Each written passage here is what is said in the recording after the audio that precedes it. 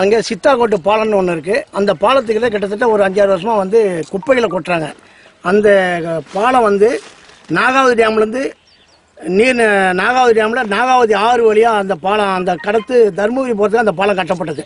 அந்த பாலத்தை ஒட்டி நீர்நிலையை பாதிக்கிற மாதிரி அந்த நீர் தான், அந்த தண்ணி தான் வந்து ஆடு மாடுகள் குடிக்குது, மக்களும் பயன்படுத்துகிறாங்க. அந்த நீர்நிலையை பாதிக்கிற அளவுக்கு இங்கே வந்து குப்பைகளை பஞ்சாயத்து குப்பையில் அவ்வளவும் கொண்டாந்து கொட்டுறாங்க.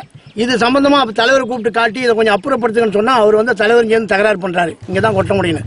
இங்கே கிட்டத்தட்ட 100-200 ஏக்கர் வந்து புறம்போக்கு நிலம் இந்த பஞ்சாயத்தில் இருக்குது, நீர்நிலையில் இருக்குது. அதே சமயத்தில் இந்த ஏரியாவில் வந்து பள்ளிக்கூடம் பக்கத்தில் இருக்குது.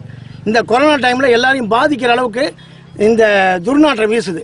நாய் விலங்குகள்லாம் இறந்து போனதான் கொண்டாந்து கொட்டுறாங்க. இந்த சின்னம்பள்ளி பஞ்சாயத்து வந்து இந்த பஞ்சாயத்து ஹெட் குவார்ட்டர், சின்னம்பள்ளிங்கிறது இந்த பஞ்சாயத்து ஹெட் குவார்ட்டர், வளர்ந்து வரும் நகரம். இங்கே வந்து கடைகள், காய்கறி கடைகள், மீன் கடைகள், உணவகங்கள் இதெல்லாம் அதிகரிச்சிட்டு வரதுனால அந்த குப்பைகள்லாம் வந்து நாளுக்கு நாள் அதிகரிக்கிறதுனால இங்கே கொண்டாந்து கொட்டுறாங்க. இப்போ நேற்றைய முன்றதெல்லாம் என்ன பண்ணாங்கன்னா அந்த குப்பைகளை வந்து ஆற்றுக்குள்ளே, அந்த நீர்நிலைகள் பாதிக்காமல் ஆற்றுக்குள்ளே தள்ளி விடுறாங்க. இது வந்து பார்த்தீங்கன்னா இது சுப்ரீம் கோர்ட்டே சொல்லியிருக்குது, நாட்டுக்கே தெரியும். இப்போ வந்து சுகாதார திட்டத்தை ரொம்ப மெயினாக கொண்டு வரணும்னு சொல்லி முழு சுகாதார திட்டம், இந்திய முழு சுகாதார திட்டம் பிரதமர் அறிவித்தார். சுப்ரீம் கோர்ட் ஒரு உத்தரவு கொடு, நீர்நிலைக்கு பாதிக்கிற அளவுக்கு எந்த ஒரு இதுவும் இருக்கக்கூடாதுன்னு சொல்லி ஏற்கனவே பிரதமரும் சொல்லியிருக்காரு. முதல்வர் அதை ஏற்றுக்கிட்டு அதை நடைமுறைப்படுத்திட்டு இருக்காரு. அப்படி இருக்கிற சூழ்நிலையில் இங்கே இருக்கிற நமது பஞ்சாயத்து தலைவர் முதற்கொண்டு அவருக்கு அவர் நான் குறையாக சொல்லலை, குற்றம் சொல்லலை. இருந்தாலும் இந்த நீர்நிலையில் வந்து இவ்வளோ ஒரு குப்பைகளை கொண்டாந்து தள்ளுறாருன்னா அவருக்கு எப்படி நான் பதில் சொல்கிறது எனக்கு தெரியல. பட் இருந்தாலும் இப்போ வந்து இந்த இடத்துல நோய் அதிகமாக பரவக்கூடிய வாய்ப்பு இருக்குது. அதனால் இந்த குப்பை கூடத்தை, இந்த குப்பை கொட்டுற இடத்துல அப்புறப்படுத்தி ஒரு 200 ஏக்கருக்கு மேலே இந்த ஏரியாவில் வந்து அதாவது ஒரு தோராயமாக மக்கள் மத்தியில் பேசுகிறாங்க. 200 ஏக்கருக்கு மேலே புறம்போக்கு நிலம் இருக்குது. அதாவது இந்த பஞ்சாயத்து மக்கள் யாரும் பாதிக்காத அளவு இந்த மாதிரி ரோட்லேயோ நீர்நிலைகள் சம்பந்த இடத்துல இப்போ கொட்டிக்கிறது வந்து ரோடு. இந்த இடத்துல பஸ் ஸ்டாப் இருக்குது, பள்ளிக்கூடம் இருக்குது. அதுவும் இல்லாமல் நாகமர ஏரியூர் வழியாக சாமத்தால் வழியாக வந்து ஜனங்க ஆயிரக்கணக்கான மக்கள் பைக்லேயும் கார்லேயும் பஸ்ஸுலேயும் எல்லாம் இங்கே பயணம் பண்ணுறாங்க. இந்த கொரோனா டைம் தான் பஸ்ஸு கம்மியாக இருக்குது, மற்ற டைமில் பஸ் வசதி இருக்குது. அதே மாதிரி தருமபுரியிலேருந்து இந்த சின்னம்பள்ளி வழியாக நாகமரம் போகிறது, இந்த வழியாக வந்து மேச்சேரி போகிறது, இந்த வழியாக கொப்பளூர் கடமலைக்கு போகிற ஜனங்க ஆயிரக்கணக்கான மக்கள், லட்சக்கணக்கான மக்கள் பயணம் பண்ணிகிட்டு இருக்காங்க. இந்த இடத்துல ரோட்லேயே மெயின் ரோடு, அதாவது பார்த்தீங்களா இப்போ வளர்ந்து வரும் நகரம் சின்னம்பள்ளி வந்து இன்றைக்கி பார்த்தீங்களா ஒரு 10 வருஷத்துக்கு முன்னாடி இருந்தால் இப்போ வந்து நல்லா வளர்ந்து வந்துட்டுருக்கு. இந்த இடத்துல ஒரு மெயினாக ஒரு குப்பை கூடம், குப்பை கொட்டுறதுக்கு ஒரு அவசியம் ஒரு இடம் வேணும். அது வந்து நீர்நிலையை பாதிக்காத மாதிரி, மக்கள் பாதிக்காத மாதிரி. மக்கள் வந்து பார்த்தீங்களா இன்றைக்கி கிட்டத்தட்ட வந்து ஆயிரக்கணக்கான மக்கள் வந்து கொரோனா டைமில் டெய்லி பாதிச்சிட்டு இருக்கேன். அது இப்போ வந்து இந்த மாசு வந்து கிட்டத்தட்ட 1 கிலோமீட்டர் 2 கிலோமீட்டர் இது 10 வச்சுட்டு போயிடுறாங்க. கிட்டத்தட்ட இந்த பள்ளிக்கூடம் முழுக்க அந்த மேலே பாரு ஹைஸ்கூல், ஹையர் செகண்டரி ஸ்கூல் இருக்குது, ஹைஸ்கூல் இருக்குது, பள்ளிக்கூடம் முழுக்க அந்த புகை போகுது.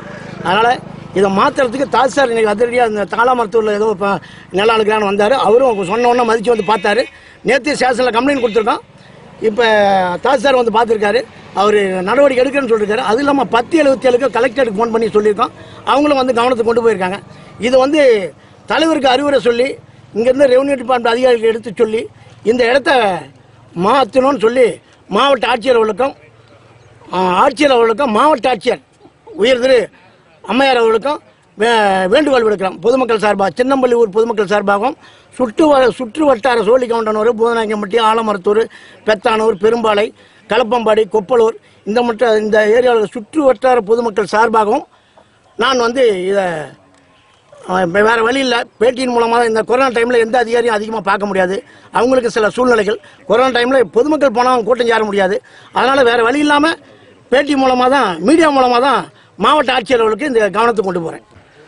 வணக்கங்க, நான் தருமபுரி மாவட்டம், இது சின்னம்பள்ளிங்கிற கிராமம். இந்த இடத்துல சின்னம்பள்ளியுடைய கழிவுகள், ஊசி போடுற நிப்பல், இந்த வைரஸ் சம்மந்தப்பட்ட அவ்வளோ பிளாஸ்டிக்கு, கண்ணாடி பாட்டில் இதெல்லாம் கொண்டாந்து இங்கே கொட்டிக்கிட்டே இருக்கிறாங்க. நாங்கள் தலைவர்கிட்ட பல முறை சொல்லியும், போலீஸ் ஸ்டேஷனில் கம்ப்ளைண்ட் பண்ணியும், கலெக்டருக்கு பெட்டிஷன் கொடுத்தோம், எந்த நடவடிக்கையும் எடுக்கலை. நேற்றுக்கு வந்து தலைவரும் பஞ்சாயத்து கிளர்க்கும் வந்து அள்ளி கொண்டு போய் ஆற்றுல கொட்டி விட்டாங்க. ஏன் கொட்டினது கேட்டது, எங்கே வேணால் கொட்டுவோம், நீங்கள் என்ன கேட்குறது, ரெண்டு பேரும் வாக்குவாதம் வர அளவுக்கு பண்ணுறாங்க. சரி வேறு இடம் மாற்றுங்கன்னா எங்களை இடம் காட்ட சொல்கிறாங்க. அது பொறுப்பாளர்கள் அவங்க இடம் காட்ட மாட்டாங்களாம், நாங்கள் இடம் காட்டணுமா. நீங்கள் இடம் காட்டலன்னா உங்கள் காட்டில் கொட்டுறங்கிறாங்க. ஆத்தோர புறம்போக்கு இருக்குது. ஆற்றுல கொட்டுறதுனால என்ன மாதிரி பாதிப்பு வருது? ஆற்றுல கொட்டுறதுனால பார்த்தீங்கன்னாக்கா ஆடு மாடு நோய் வருது. இப்போ சமீபத்தில் ஒரு 30 ஆடு மேலே செத்துருக்குது. நாங்கள் இதை வந்து பெருசாக தெரிஞ்சிக்கல. என்ன காரணம்னா எங்களுக்குலாம் அவ்வளோ விவரம் இல்லைங்க. நாங்கள்லாம் வெளியில் இருக்கிறோம், ஒன்று வரோம் போகிறோம். பெருசாக எங்கள் அப்பா அம்மா வந்து சொல்கிறாங்க, டே நீங்கள் ஆடு உடம்பு சரியில்லாம இருக்குது, டாக்டர் கூட்டியாரம் ஊசி போடுறோம். இந்த மாதிரி மருத்துவ செலவுக்கு நாங்கள் சம்பாதிக்கிற சம்பளம் பத்தாமல் போயிடுது. மனுஷங்க எங்களுக்கு குடிக்கிற தண்ணி ஒரு யாராவது ஒரு டம்ளர் எடுத்து குடிச்சு பாருங்க, RO வாட்டர் கசக்குது. தண்ணி நீர்நிலை அவ்வளோ மோசமாக போயிடுச்சு. அதனால் இந்த இடத்துல தயவு செஞ்சு குப்பையோ கழிவோ கொட்டாத, மக்களுக்கு பாதிக்கப்படாத இடத்துல கொண்டு போய் கொட்ட சொல்லணும். எங்களுடைய கோரிக்கை. அதே மாதிரி தலைவரும் கிளர்க்கும் கொஞ்சம் மரியாதை கொடுத்து மக்கள்கிட்ட பேசணும். அசிங்கம் ரொம்ப என்ன அசிங்கமான வார்த்தைகள்லாம் பேசுகிற அளவுக்கு நாங்கள் ஒன்றும் அவ்வளோ தப்பு பண்ணல. எத்தனை கிராம மக்கள் பாதிக்கிறாங்க? கிட்டத்தட்ட இந்த ஒரு 2 பஞ்சாயத்தை பாதிக்குது. இந்த தண்ணி வந்து மேட்டூர் டேமில் போய் கலக்குது.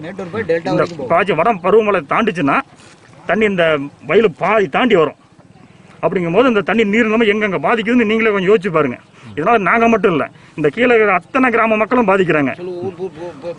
ஊர் போதும் சார், ரோனிப்பட்டி, ஆலாமரத்தூர், ஷானாரப்பட்டி, போடம்பட்டி, பெரும்பாலை, இப்படி போய் மேட்டூரில் போய் சேருது.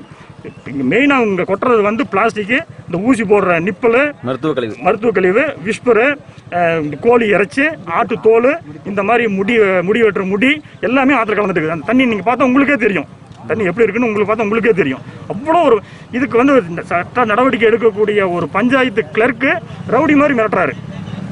அப்படிதான் கொட்டோம். இடத்த கட்டலாம், வேற இடத்த கட்ட நாம இடத்த கட்ட முடியுமா? நாங்கள் காட்டுறது எங்கள் வேலை இல்லை, நாங்கள் கோரிக்கை தான் வைக்க முடியும். அவர் சொன்னால் நான் டிரான்ஸ்ஃபர் ஆகி போயிடுறேன், ஆளை விட்டுருங்கிறாரு.